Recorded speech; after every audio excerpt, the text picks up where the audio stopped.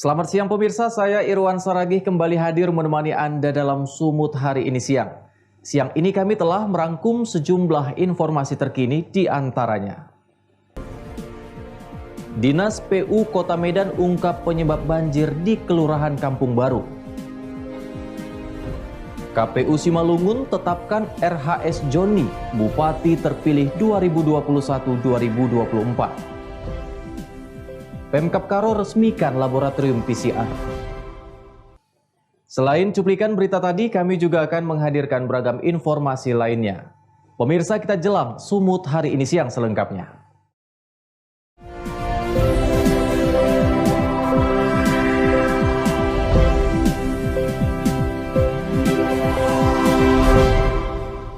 Kita ke informasi pertama, pemirsa. Dinas Pekerjaan Umum Kota Medan menyebut penyebab banjir di Gang Subur Kelurahan Kampung Baru yang hampir 2 bulan tidak juga surut karena adanya tumpukan limbah warga yang menyumbat jalur pembuangan air di gorong-gorong.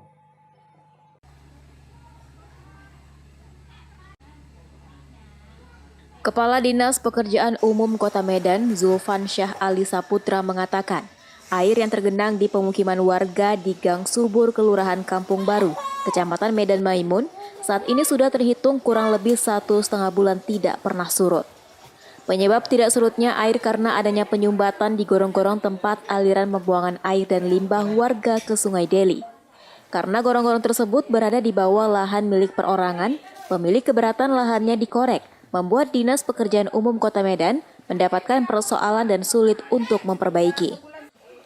Ditambah derasnya curah hujan membuat kawasan pemukiman ini terus digenangi air. Meski begitu, Dinas Pekerjaan Umum Kota Medan tetap terus mengambil langkah dengan menurunkan mobil penyedot air untuk mengurangi volume genangan. Begitupun langkah ini belum efektif dalam mengatasi banjir, karena volume air terus meningkat dan kekuatan penyedotan tidak mampu menampung seluruh air.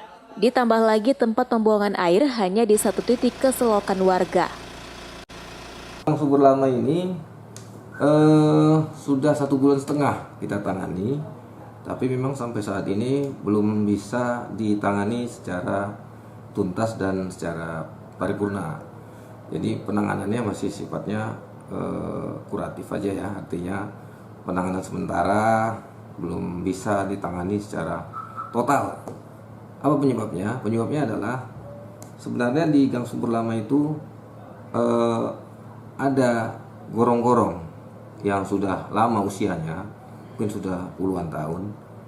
Itu gorong-gorong itu ada mengalirkan air-air limbah yang ada di kawasan pemukiman di sekitar situ, dialirkan ke Sungai Deli.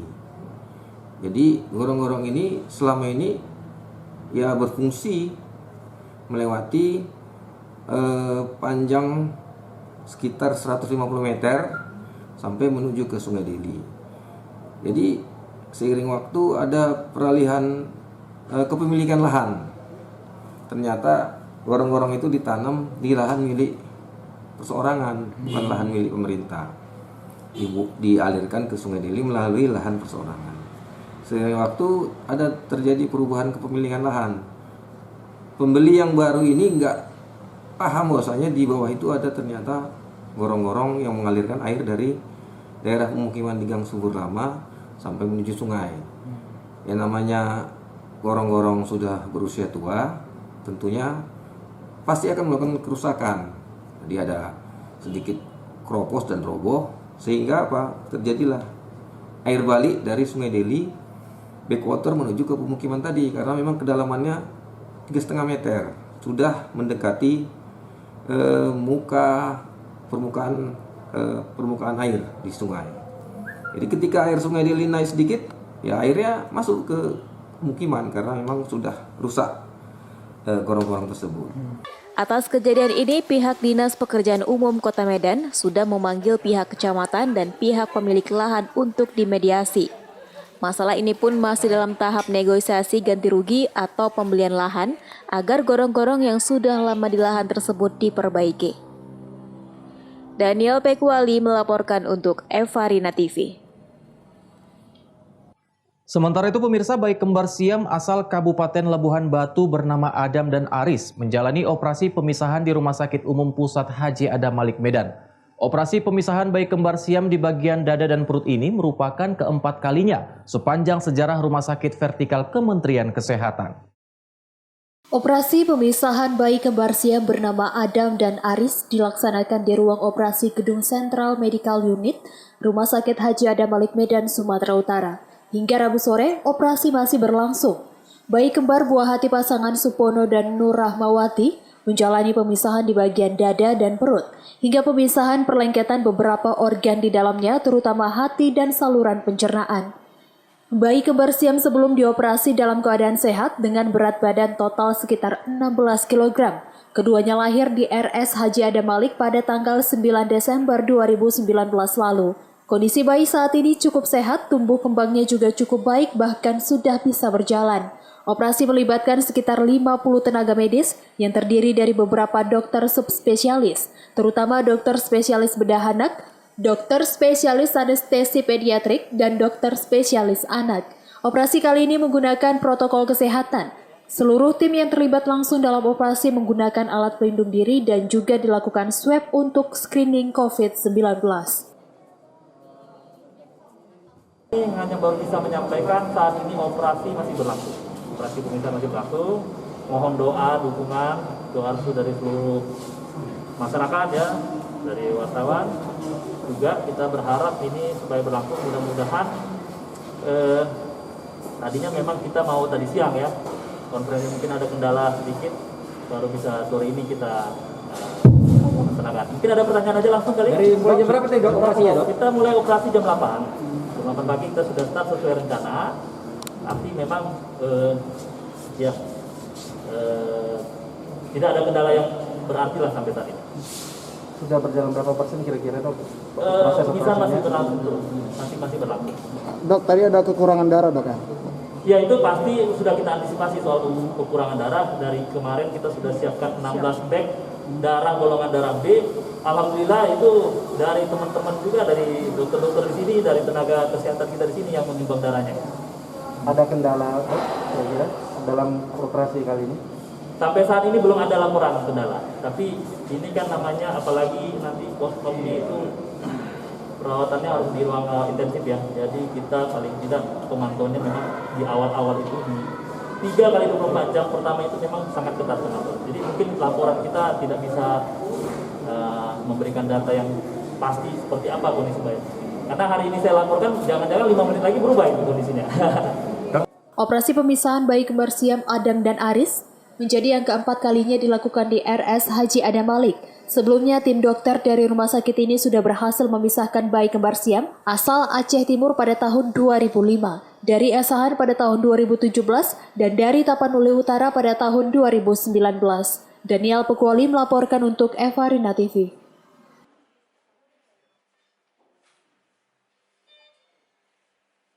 Informasi berikutnya pemirsa, tim Opsnal Skorpion Satuan Reserse Kriminal Polres Serdang Bedagai berhasil meringkus 2 orang pelaku begal dari tempat persembunyiannya.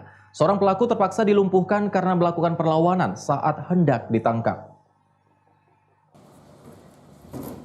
Inilah 2 orang pelaku pencurian dengan kekerasan yang membegal dan melukai korban serta membawa lari sepeda motor korbannya. Kedua pelaku begal sadis ini masing-masing berinisial MR, berusia 30 tahun, yang merupakan warga desa Nagur, Kecamatan Tanjung Beringin, dan SS, berusia 30 tahun, warga Kecamatan Teluk Mengkudu, Serdang Bedagai, Sumatera Utara. Kedua pelaku beraksi pada Senin 11 Januari 2012 kemarin. Korban Muhammad Aris Maulana hendak pulang ke rumahnya di desa Tanjung Beringin. Korban saat itu sedang melintas di jembatan desa Pematang Kuala, dihentikan oleh kedua pelaku. Selanjutnya secara brutal korban dipukuli dan mengambil sejumlah barang berharga milik korban, berupa 2 unit handphone, jam tangan, jaket, serta sepeda motor. Menurut Kasat Reskrim Polres Serdang Bedagai AKP Pandu Winata, kedua pelaku melakukan aksi perampokan dengan kekerasan terhadap korbannya. Kedua pelaku diamankan di lokasi berbeda, dan seorang pelaku harus dihadiahi timah panas karena melawan dan berusaha melukai petugas. Jadi kejadian hari Senin ya, tanggal 11 Januari 2021, di mana korban ini dirampok oleh begal ya. jadi dipukuli, ya, ditendang, diinjak-injak, kemudian motor daripada korban dibawa kabur oleh 2 orang pelaku spesialis pencurian kekerasan.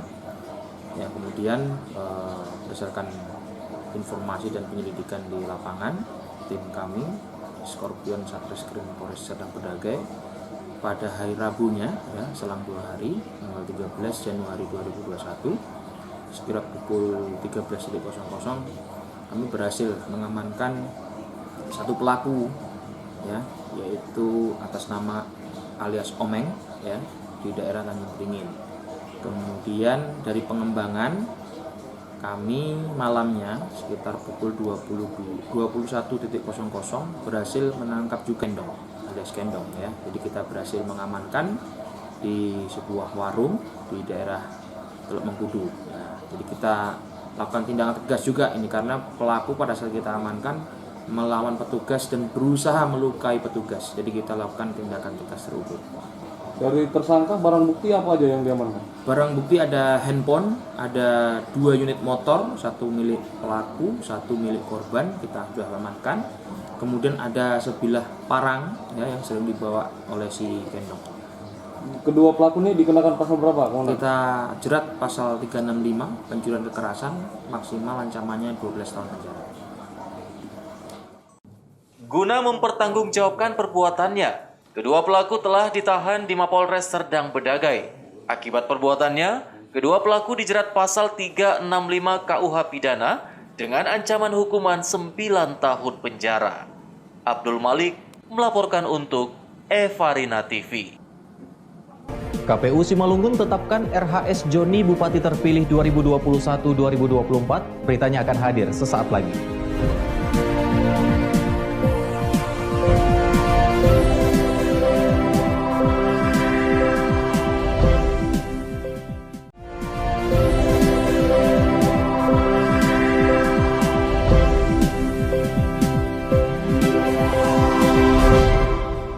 Terima kasih Anda masih bersama kami pemirsa. Walau sempat tertunda 12 jam, Komisi Pemilihan Umum Kabupaten Simalungun akhirnya resmi menetapkan pasangan calon Bupati dan Wakil Bupati Kabupaten Simalungun terpilih periode 2021-2024. Komisi Pemilihan Umum Kabupaten Simalungun, Sumatera Utara akhirnya resmi menetapkan pasangan calon Bupati dan Wakil Bupati Kabupaten Simalungun terpilih bertempat di Aula Hotel Sing Esong, Jalan Asahan Simalungun.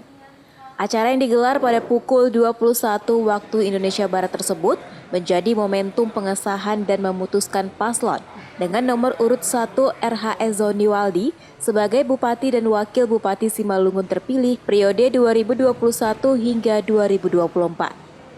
Selanjutnya, Komisi Pemilihan Umum Kabupaten Simalungun menyerahkan berita acara kepada Ketua DPRD Kabupaten Simalungun, kepada calon terpilih dan kepada Bawaslu Kabupaten Simalungun, serta kepada gabungan partai politik pengusung. Raja Ahab Damanik, Ketua KPU Simalungun mengatakan, tugas KPU sebatas menyampaikan usulan kepada DPRD untuk ditindaklanjuti melalui rapat paripurna untuk pengambilan sumpah dan janji. Selanjutnya terkait tertundanya waktu penetapan dikarenakan adanya berkas administrasi yang harus dilengkapi dari KPU RI, terkait pentingnya secara tertulis registrasi yang dikeluarkan dari Mahkamah Konstitusi.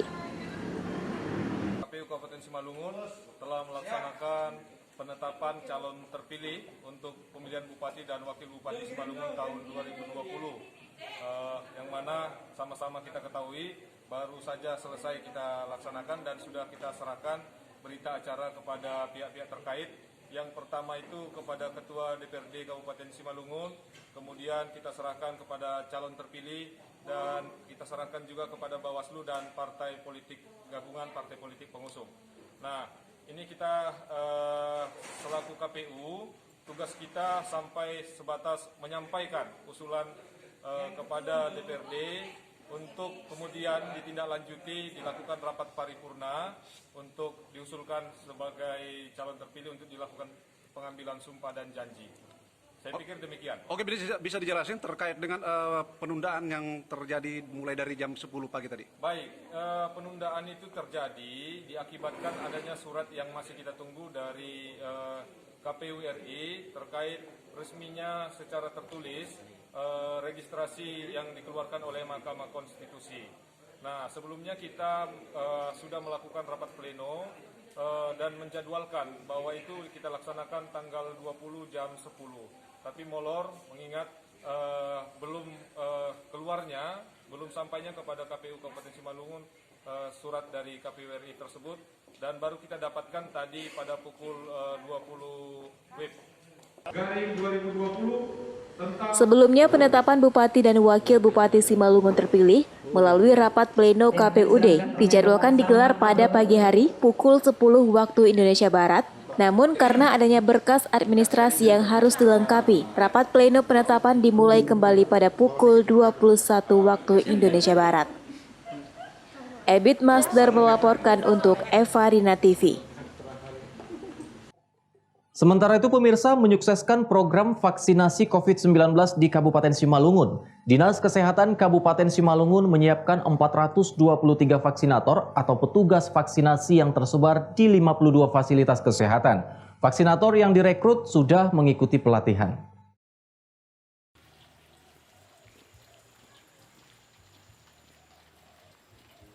Program vaksinasi COVID-19 secara nasional sudah dilaksanakan. Untuk menyukseskan vaksinasi di Kabupaten Simalungun, Dinas Kesehatan Kabupaten Simalungun menggelar peningkatan kapasitas tim vaksinator atau petugas vaksinasi yang berjumlah 423 orang. Petugas tersebut nantinya akan disebar di 52 fasilitas kesehatan, terdiri dari 46 puskesmas, 5 rumah sakit, dan 1 poliklinik. Dengan rincian, setiap rumah sakit atau puskesmas terdiri dari 8 orang vaksinator. Kabid Pengendalian dan Pencegahan Penyakit Dinas Kesehatan Simalungun Heni Pane mengatakan, vaksinator yang direkrut sudah mengikuti pelatihan di Batam dan juga yang sedang mengikuti pelatihan di Medan. Pelatihan tersebut meliputi cara pendistribusian vaksin, cara menyuntikkan vaksin, cara mengukur dosis vaksin, hingga tata kelola limbah vaksin tersebut. Sebagaimana kita mengetahui bahwa untuk mempercepat pemutusan rantai penularan COVID-19 di Kabupaten Simalungun, kita telah menerapkan protokol kesehatan. Tetapi untuk membantu mempercepat pemutusan rantai penularan COVID itu salah satunya dengan melakukan vaksinasi. Sebagaimana kita ketahui, untuk sasaran kita yang pertama itu tentunya tenaga kesehatan yang merupakan garda terdepan yang langsung melakukan pelayanan kepada masyarakat. Terkhusus Kabupaten Simalungun itu sendiri sudah beberapa tahap yang sudah kita lakukan. Yang pertama, sudah melakukan tim pembentukan vaksinasi kabupaten yang langsung diketuai oleh Bapak Bupati kita, yang dihadiri oleh Forkopimda dan OPD yang terkait.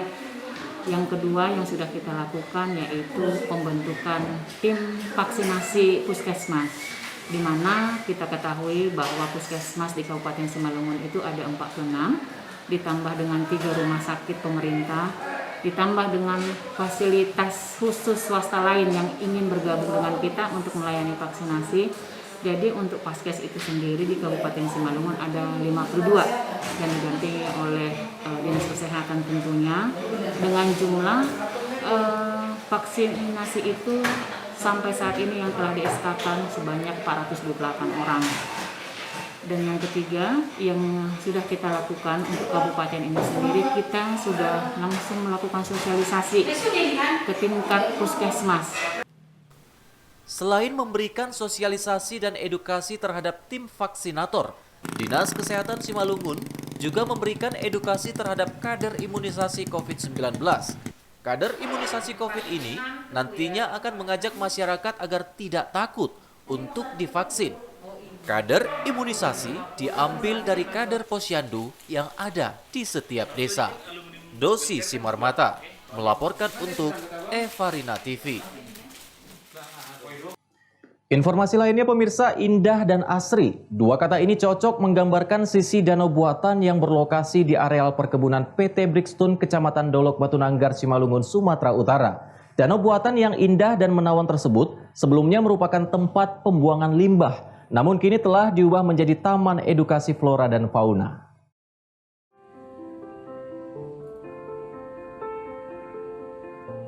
Danau buatan tersebut memiliki daya tarik sendiri untuk bersuah foto di sekitarnya. Airnya yang jernih kebiruan dan didukung pepohonan karet, ternyata merupakan tempat pembuangan limbah dari PT Bridgestone.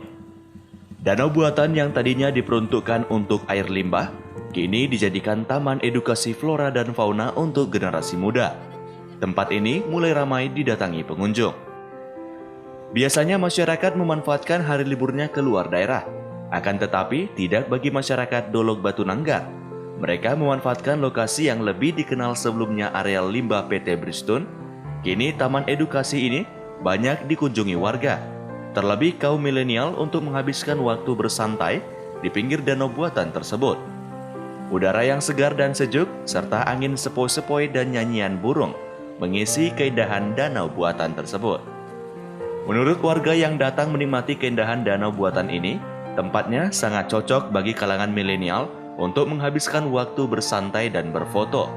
Mereka berharap adanya penataan lokasi serta penyediaan sarana tempat duduk bagi para pengunjung yang datang.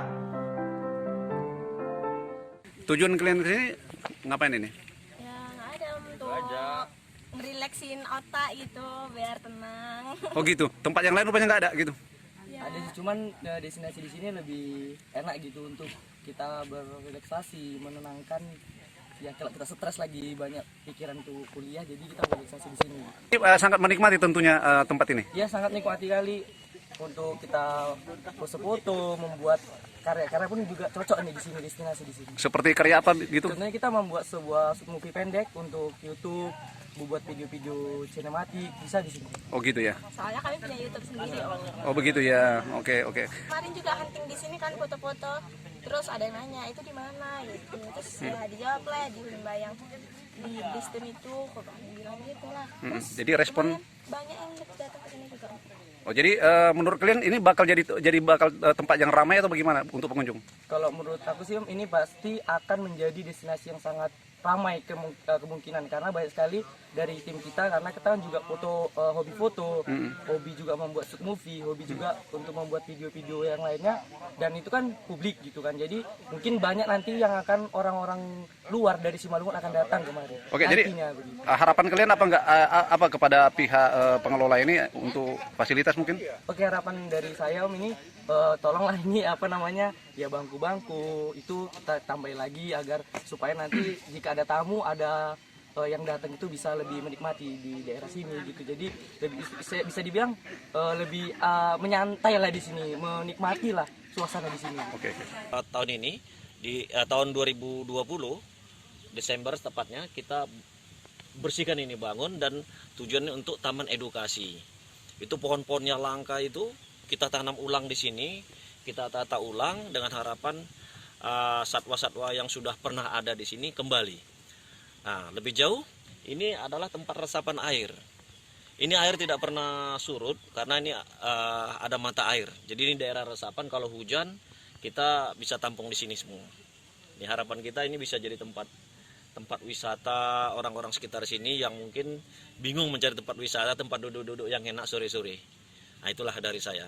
Oke, lalu kira-kira pohon apa saja yang ditanam di dalamnya untuk penghijauan? Ada pohon raja ya, di sini kita kasih ikon pohon raja, dan kemudian pohon ulin, ada pohon sungkai, ada pohon jabon. Nah, inilah kira-kira sekitar gitulah. Nah, di kolam 4 kita tanam itu keliling pohon tabebuya. Jadi saya mau ciptakan di sana tuh seperti taman nanti seperti sakura. Karena di sini kan Bridgestone orang Jepang ya. Jadi nanti bunga semua seperti di Surabaya kan ada pohon tabebuya. Nah, jadi mereka lebih enak di sana nanti nongkrong. Oke, jadi kira-kira persiapan apa saja yang bisa diantisipasi ke depannya apabila tempat ini jadi booming gitu kepada masyarakat luas untuk dijadikan tempat untuk refreshing, kira-kira begitu? Ya, kita siapkan seperti tempat parkir yang paling utama, dan kemudian tong sampah lah supaya masyarakat tidak buang sampah sembarangan, terutama sampah-sampah plastik. Kalau organik nggak apa-apa sih. General Manager PT Bridgestone Gatot Adrianto mengatakan, sebelumnya tempat tersebut merupakan tempat pembuangan limbah ramah lingkungan. Kemudian, taman edukasi ini ditata kembali dengan ditanami berbagai pohon untuk kenyamanan dan keramahan lingkungan. Dirinya berharap masyarakat dan pengunjung yang berwisata dapat menjaga lingkungan dan tidak membuang sampah sembarangan. Ebit Masder melaporkan untuk Evarina TV. Pemirsa, Sumut hari ini akan kembali dengan informasi menarik lainnya. Tetaplah bersama kami.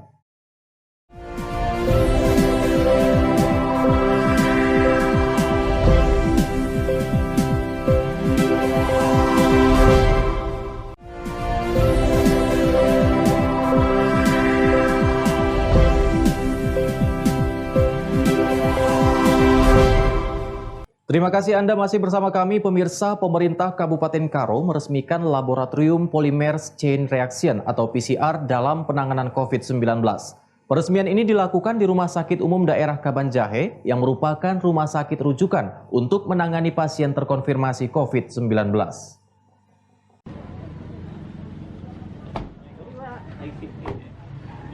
Pemerintah Kabupaten Karo meresmikan laboratorium PCR di Rumah Sakit Umum Daerah Kabanjahe, Kabupaten Karo, Sumatera Utara untuk penanganan COVID-19. Pengadaan laboratorium PCR ini dikarenakan Rumah Sakit Umum Daerah Kabanjahe merupakan salah satu fasilitas rumah sakit rujukan dalam penanganan COVID-19. Peresmian ini dihadiri oleh Forum Komunikasi Pimpinan Daerah Kabupaten Karo. Pengguntingan pita pun dilakukan menandakan dibukanya secara resmi laboratorium PCR penanganan COVID-19 ini. Kemudian pihak rumah sakit mengajak undangan untuk melihat langsung proses pemeriksaan PCR, mulai dari pengambilan sampel hingga hasil pemeriksaan laboratorium. Menurut Bupati Karo, Terkelin Brahmana, dengan laboratorium PCR ini, hasil pemeriksaan dari pasien dapat diketahui dalam hitungan jam. Selama ini Kabupaten Karo mengalami kendala saat menunggu hasil pemeriksaan PCR yang berasal dari kota Medan. Ditambah banyaknya sampel yang harus dikirim, dengan adanya laboratorium PCR ini diharapkan dapat dengan cepat mendeteksi terkonfirmasi positif COVID-19 di Kabupaten Karo. Oleh karena ini, dengan adanya alat ini mudah-mudahan nanti pemutus mata rantai COVID-19 Karo bisa terlaksana. Oleh karena itu kami minta kepada petugas-petugas sebagai pejuang-pejuang dalam kesehatan agar tetap kokoh, kuat, sehat dan berani. Mudah-mudahan tidak ada yang kena musibah dengan pekerjaan ini. Oleh karena itu, mari sama-sama kita semua stakeholders, baik dari pers juga, kita sosialisasikan kepada masyarakat bahwa sudah ada di Tanah Karo sebagai rumah sakit rujukan laboratorium PCR dan mobil combat PCR COVID-19. Tujuan kita di sinilah mempercepat hasil, di mana selama ini kita ke Medan, hasilnya bisa sampai seminggu sampai 2 minggu. Dan ini nanti dalam 2 jam, 3 jam sudah keluar hasilnya dan nggak melebar kemana-mana virus COVID-nya. Bupati Karo juga mengajak masyarakat untuk tetap mematuhi protokol kesehatan dengan selalu menggunakan masker, menjaga jarak, dan menghindari kerumunan untuk memutus mata rantai penyebaran COVID-19. Chandra Bukit melaporkan untuk Evarina TV. Kita ke informasi lainnya, pemirsa. Sebanyak 18 imigran asal Rohingya diamankan polisi di Batubara, Sumatera Utara saat akan berangkat ke Malaysia.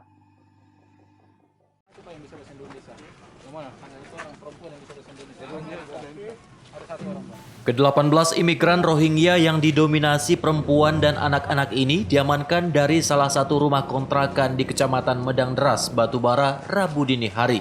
Selain imigran Rohingya, polisi juga mengamankan 3 orang WNI yang akan bekerja di Malaysia secara ilegal. Usai diamankan, seluruh imigran Rohingya dan calon TKI tersebut langsung dibawa ke gedung karantina COVID-19 di Komplek SMK Negeri 1 50 Batubara. Kapolres Batubara AKBP Ikhwan Lubis mengatakan, sebelumnya para imigran Rohingya ini telah berada di penampungan di Provinsi Aceh selama 7 bulan. Saat ini Polres Batubara telah berkoordinasi dengan UNHCR terkait imigran Rohingya tersebut. Sementara penampungan imigran Rohingya yang akan memberangkatkan ke Malaysia masih dalam pengejaran. Telah ditemukan di dalam satu rumah yang dikontrakkan inisial P, yang mana di dalamnya ada 3 warga negara Indonesia, buku dari Jawa Timur, 2 Madura, 1 dari Jember. Kemudian juga ditemukan di dalam rumah tersebut ada warga Rohingya, diantaranya 3 laki-laki. Ini sudah lebih kurang 15 hari di sana, dan kesemuanya ini direncanakan untuk diberangkatkan ke Malaysia ya dengan kapal kayu rencananya. Dan kemudian dari Batubara mereka dari Aceh ya, sudah 7-8 bulan di sana. Pengungsi Rohingya ini berada di Aceh, dan ini masih dalam pengawasan UNHCR ya. Berarti mereka melarikan diri dari tempat apa ya? Pengungsian. Rencana mereka melarikan diri untuk berangkat ke Malaysia via dari Batubara. Taufik melaporkan untuk Evarina TV. Pemirsa, informasi tadi sekaligus mengakhiri pertemuan kita dalam Sumut hari ini siang. Saya Irwan Saragih mewakili kerabat kerja yang bertugas pamit undur diri dari hadapan Anda. Terima kasih atas kebersamaannya dan sampai jumpa.